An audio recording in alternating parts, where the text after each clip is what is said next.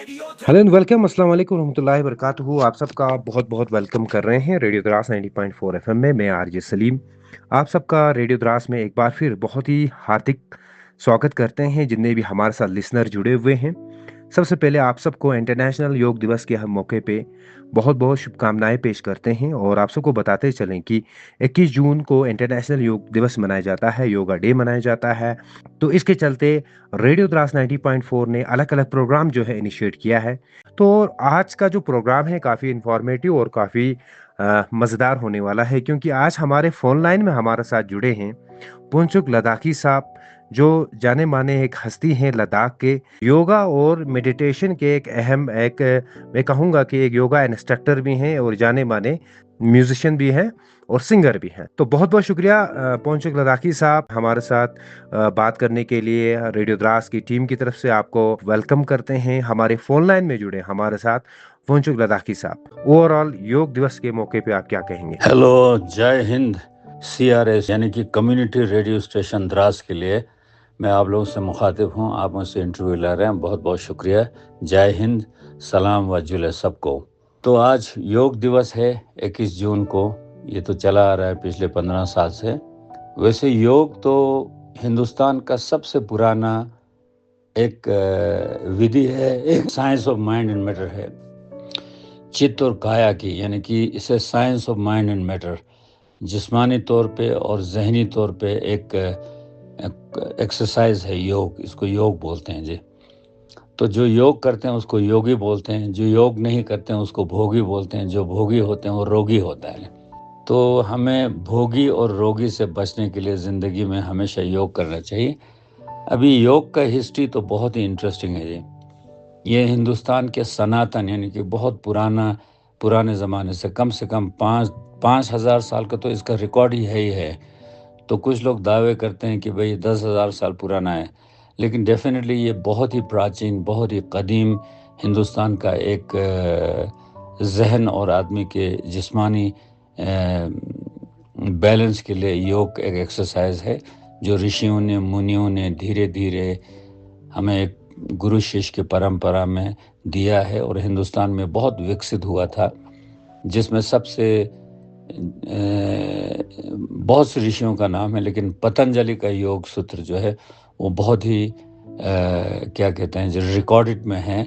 अगर आप पतंजलि सूत्र को पढ़ेंगे तो आप कहीं चूक नहीं खाओगे। उसमें हर चीज़ समझाया गया है, हर सूत्र में कैसे योग करना है।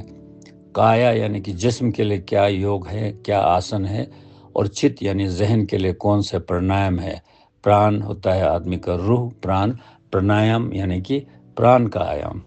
तो अभी आप फरमा रहे थे कि योग के बारे में बता सकता हूँ, लेकिन मुख्तसर ये है कि योग जो है चित्त और काया यानी कि शरीर और रूह या इंसानी जहन का एक संतुलित बैलेंस एक्सरसाइज को योग बोलते हैं जी। योग में शरीर के लिए आसन किया जाता है और चित्त काया के लिए प्राणायाम किया जाता है।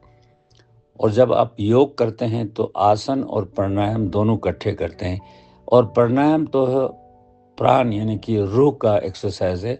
आप प्राण को, रूह को, जहन को देख नहीं सकते हैं, लेकिन हाँ, रूह, जहन, माइंड जो है वो आपके सांस के साथ जुड़ा हुआ होता है। अभी देखिए, मिसाल के तौर पर जब आदमी मर जाता है तो क्या होता है, सांस निकल जाता है। बॉडी को तो दफन करना पड़ता है, जलाना पड़ता है। तो आप जब आसन करते हैं तब सांस की गति, सांस की रफ्तार और बॉडी की रफ्तार, मूवमेंट को जब सिंक्रोनाइज करते हैं, अलाइन करते हैं, इकट्ठे करते हैं, तो चित्त काया दोनों का एक्सरसाइज होता रहता है। अब चूंकि अभी मैं आपको रेडियो पे समझा रहा हूँ, नज़र नहीं आएगा, इसलिए मैं धीरे धीरे लोगों को समझाना चाहता हूँ। तो योग जो है चित्त और काया दोनों का एक्सरसाइज है और ये पुराना है। लेकिन आज के हिंदुस्तान में योग फिर से रिबाउंस हुआ जी, फिर से उभर के आया। वो कैसे? बीच में हिंदुस्तान में इस 2.5, 3, 4, 5 साल में ये लुप्त हो गया, ये बिल्कुल खो गया।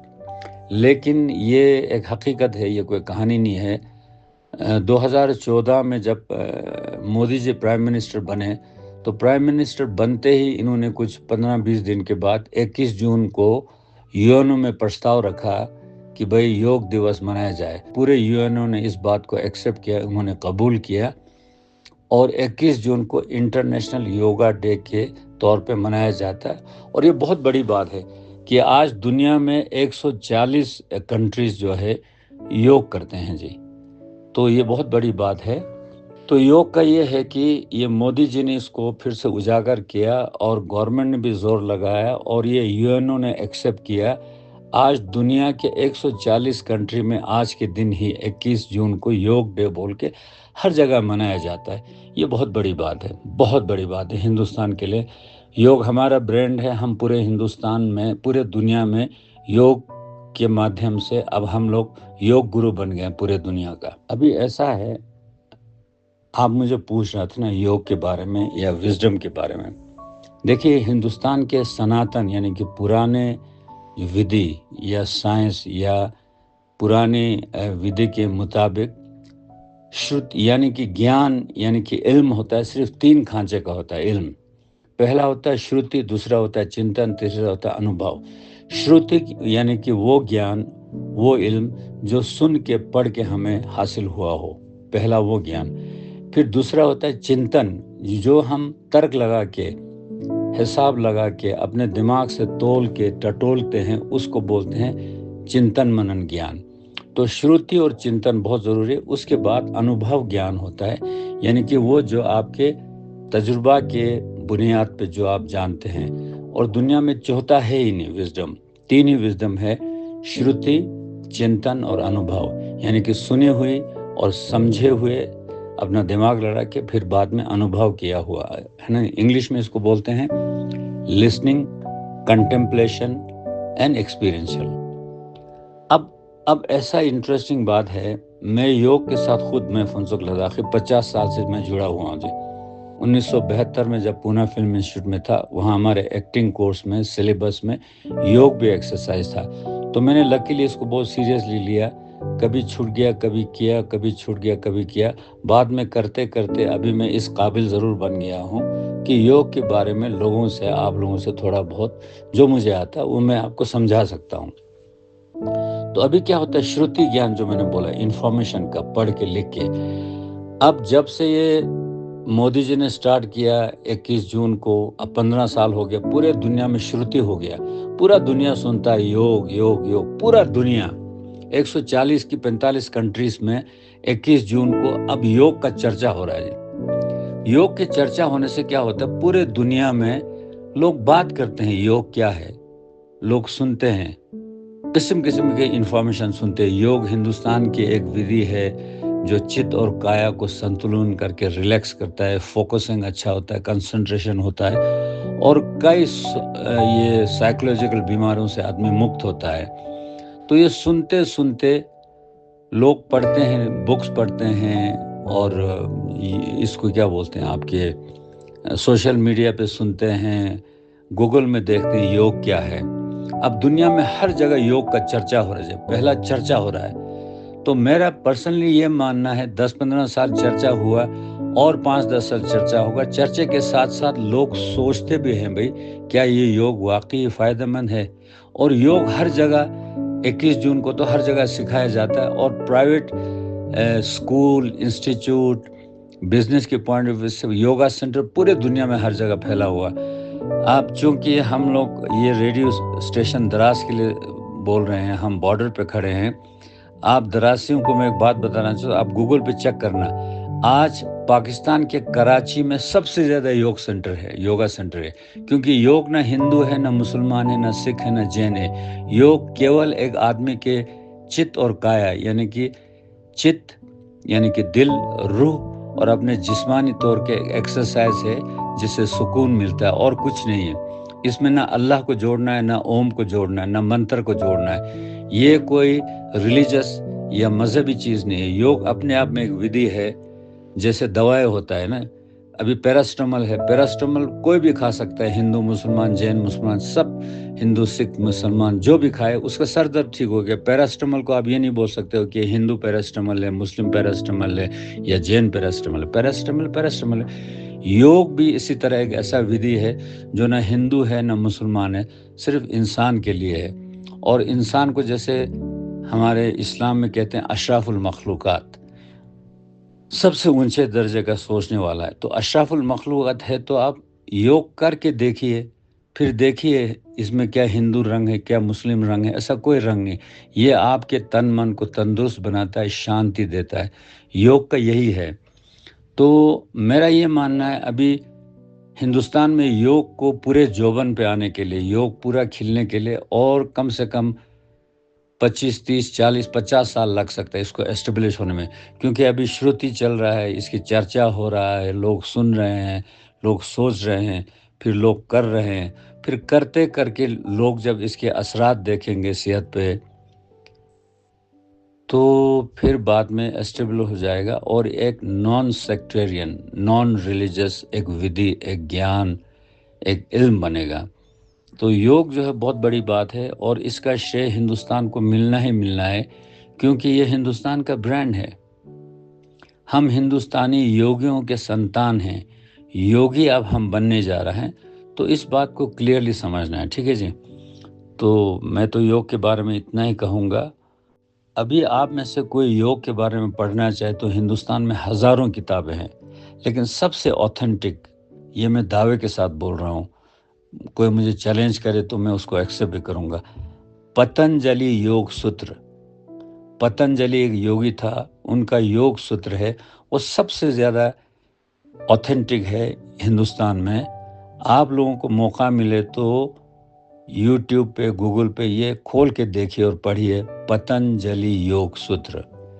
तो उसमें मेरे ख्याल में कोई 600-700 वर्ड में लिखा है, बहुत लंबा नहीं है वो, बिल्कुल एक कॉम्पैक्ट कंडेंस उसमें सूत्र है। तो उसका पहला सूत्र जो है, योग चित्त विरोधी, चित्त विकार निरोधी, यानी कि योग का ये है कि सबसे पहले आदमी के जहन को साफ कर देता है, बिल्कुल। अब अगर मिसाल दूं, आप नमाज करने जब बैठते हैं तो आपका दिल साफ हो जाता है, पहले शरीर को धोते हैं, वज़ू करते हैं, फिर आप बैठते हैं तो शांत हो जाता है ना। इसी तरह योग भी आपको शांति दिलाता है और योग जो है हिंदुस्तान का ब्रांडिंग है।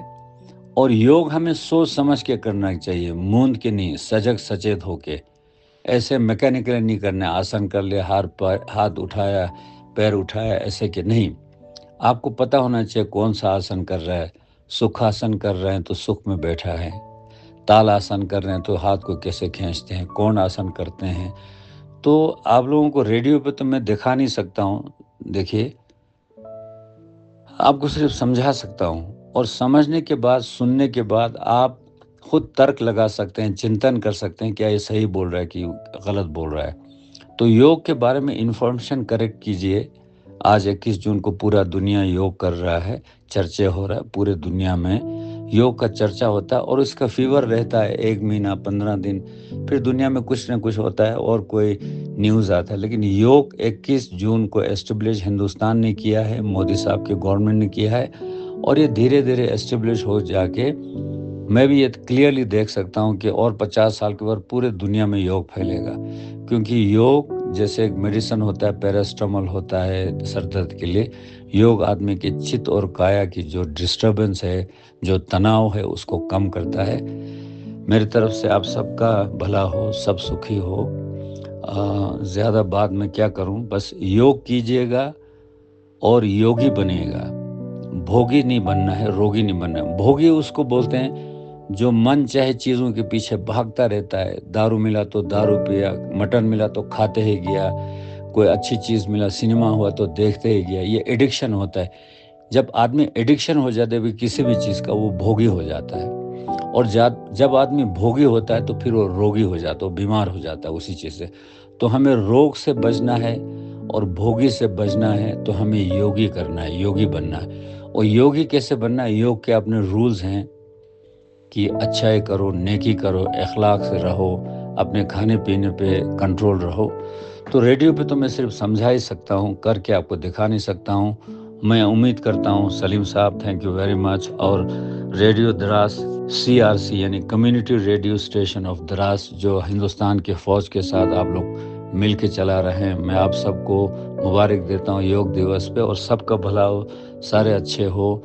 जय हिंद, जुले व सलाम सबको। योग के बारे में पढ़िए, सोचिए और एक अच्छा गुरु ढूंढ के इसको प्रैक्टिस कीजिए। ये बिल्कुल परिणाम देता है, ये रिजल्ट देता है, रिजल्ट ओरिएंटेड है। और हम हर हिंदुस्तानी का ये फर्ज बनता है योग करके, योगी बन के योग नज़र आना चाहिए आपके बिहेवियर में। जय हिंद। सलीम साहब, thank you very much for giving me this opportunity on Radio Dras. Thank you very much. Jai Hind, Jai Hind.